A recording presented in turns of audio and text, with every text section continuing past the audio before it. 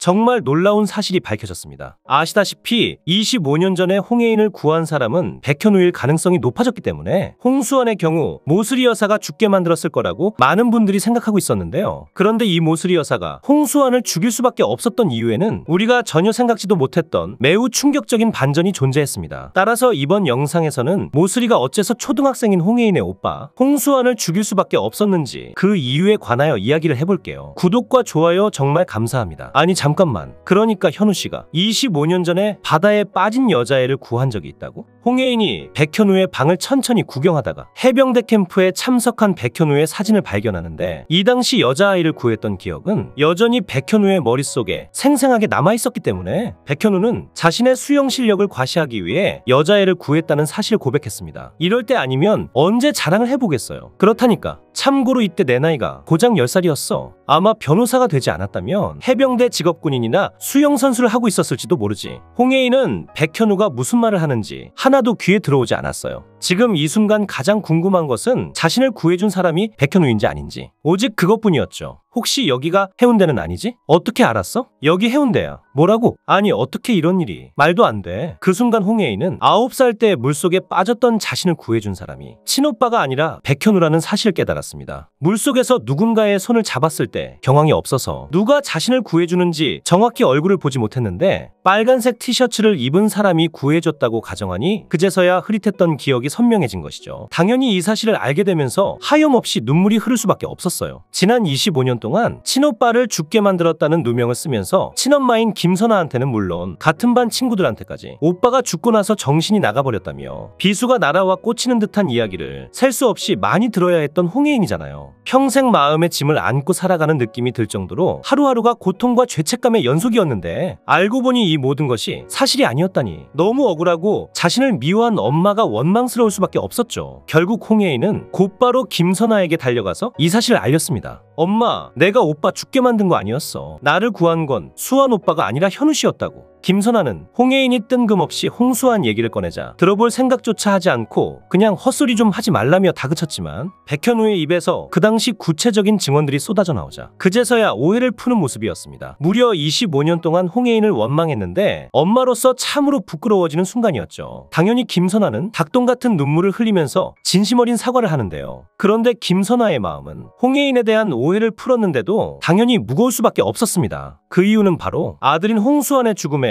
여전히 미심쩍은 부분이 많았기 때문이죠. 아시다시피 김선아는 홍수철이 자전거나 인라인 스케이트조차 타지 못하게끔 말릴 정도로 양육에 있어서 극성인 엄마잖아요. 김선아의 이런 양육 방식이 25년 전에도 동일했다면 아들인 홍수환에게도 수영의 숫자도 꺼내지 못하게 만들었을 것이고 그렇다면 홍수환은 당연히 수영을 못하는 아이였을 텐데 그런 아이가 수영장도 아니고 무려 바다에 뛰어들었다는 사실이 도저히 믿어지지가 않았죠. 그런데 바로 그때 홍혜인의 머릿속에 아주 충격적인 기억이 스쳐 지나갔습니다. 그것은 바로 보트 위에서 바다를 구경하고 있는 자신을 누군가 뒤에서 밀쳐서 바다에 빠져야 했던 기억이었는데요. 물에 빠진 것도 모자라 친오빠까지 죽게 되는 사고를 경험하면서 일종의 트라우마가 생긴 나머지 그때 기억을 완전히 잊어버린 상태였는데 차분하게 기억을 더듬어 보니 문득 잊어버렸던 그때의 기억이 다시 떠오른 것입니다. 그래 맞아. 이제야 생각났어. 분명히 누가 나를 뒤에서 밀었어. 그러자 옆에서 조용히 듣고 있던 백현우가 홍혜인에게 반사적으로 다음과 같이 물어봅니다. 혜인아, 혹시 보트에 모슬이 여사도 같이 타고 있었어? 모슬이도 타고 있었어. 아니 어떻게 이런 일이. 그 순간 홍혜인과 김선아는 홍혜인을 바다에 빠뜨린 사람이 모슬이라는 사실을 깨달았습니다. 발톱을 숨기고 있을 때는 전혀 예상하지 못했던 사실이지만 30년 동안 무시무시한 계획을 짰다는 게 이제 모두 드러난 상황이기 때문에 25년 전에 보트에서 사고를 계획한 사람도 모슬이의 가능성이 99.9%였죠. 결국 홍혜인과 백현우 그리고 김선아는 그 길로 곧바로 모슬이에게 달려갔습니다. 25년 전에 보트에서 일어난 일에 관하여 추궁을 해보고 혹시 홍수환도 바다에 밀어버린 것인지 일단 확인을 해봐야 했거든요. 차 안에서 김선아와 홍혜인은 오빠가 모슬이 때문에 죽었을지도 모른다는 생각에 아무 말도 없이 그저 눈물만 흘릴 수밖에 없었죠. 그렇게 모슬이가 지키고 있는 홍만대의 병실복도에 도착한 세 사람. 모슬이는 여전히 경호 인원들을 대동하고 세 사람을 맞이하는데요. 저 노인네 깨어나려면 되면 아직 멀었는데 여긴 어쩐 일로 왔을까? 하나만 물을게. 우리 혜인이 당신이 바다에 밀었어? 이제 30년 동안 준비한 계획도 모두 달성했겠다. 자신이 진실을 실토한다고 하여 이미 공소시효도 지난 일로 더 이상 문제될 것이 없었기 때문에 결국 모슬이 여사는 25년 동안 숨겨왔던 충격적인 사실을 하나씩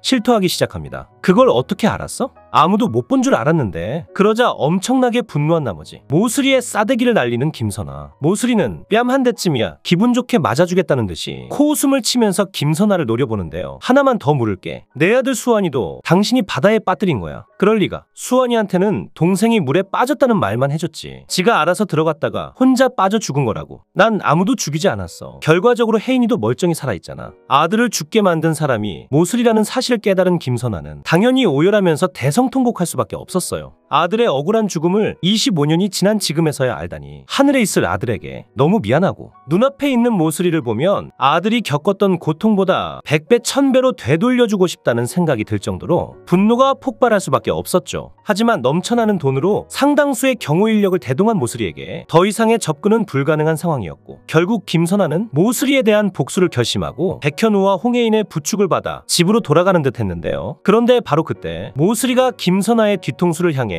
아주 충격적인 이야기를 던집니다. 그거 알아? 홍범석도 내 작품이야. 홍만대랑 홍범석을 이간질한 게 바로 나라고. 30년 전에 모슬이 여사는 희망상 녹원에 들른 홍만대를 보자마자 홍만대를 타겟으로 삼고 30년짜리 초대형 계획을 설계했어요. 이 지긋지긋한 가난에서 벗어나기 위해 아들에게만큼은 가난을 대물림하지 않기 위해 퀸즈그룹을 집어삼키겠다고 마음속으로 굳게 다짐했죠. 마음 같아서는 홍만대의 첩자리를 쟁취하고 자신의 숨겨진 아들 윤은성을 홍만대가 퀸즈그룹의 후계자로 점 찍어줬으면 했지만 홍만대가 나사가 하나 빠진 게 아니라면 절대 불가능한 일이었기 때문에 그냥 퀸즈그룹을 빼앗아서 자신이 직접 윤은성을 회장 자리에 올리겠다고 결심한 것이었습니다. 하지만 이 계획이 성공하기 위해서는 윤은성이 미국에서 힘을 키울 동안 홍만대가 퀸즈그룹의 회장 자리를 최대한 오랫동안 유지해야 했어요. 윤은성이 힘을 키우기도 전에 홍만대가 먼저 아들이나 손자들 중 후계자를 정하여 그룹을 물려주게 된다면 홍만대에게 있던 모든 힘이 그 사람에게 집중될 것이고 그렇게 되면 모슬이의 통제 범위에서 완전히 벗어나 버릴 것이고 퀸즈를 집어삼키겠다는 모슬이의 계획은 즉시 실패하게 되기 때문이죠. 그래서 결국 한 명씩 후계자가 될 인물을 제거하기로 결심한 것입니다. 후계 서열로 보면 큰아들인 홍범석이 후계자가 될 가능성이 가장 높았기 때문에 최우선적으로 홍범석을 홍만대의 눈앞에서 사라지게 해야 했어요. 그냥 홍범석을 죽게 만들면 일이 아주 쉽게 흘러가겠지만 모슬이가 직접 홍범석을 죽이는 건 아무래도 위험부담이 따르잖아요. 일단 용의자로 몰리는 순간 신분조회를 통하여 원래 이름이 오순영이라는 사실이 드러날 것이고 진짜 모슬이를 죽였다는 사실까지 들통나면 평생 동안 감방에서 썩을지도 모르는 일이었기 때문에 손 하나 까딱하지 않고 두 사람을 이간질하는 방법을 사용하여 홍범석을 완전히 퀸즈가에서 축출했던 것이죠. 그 다음 후계 서열은 둘째 아들인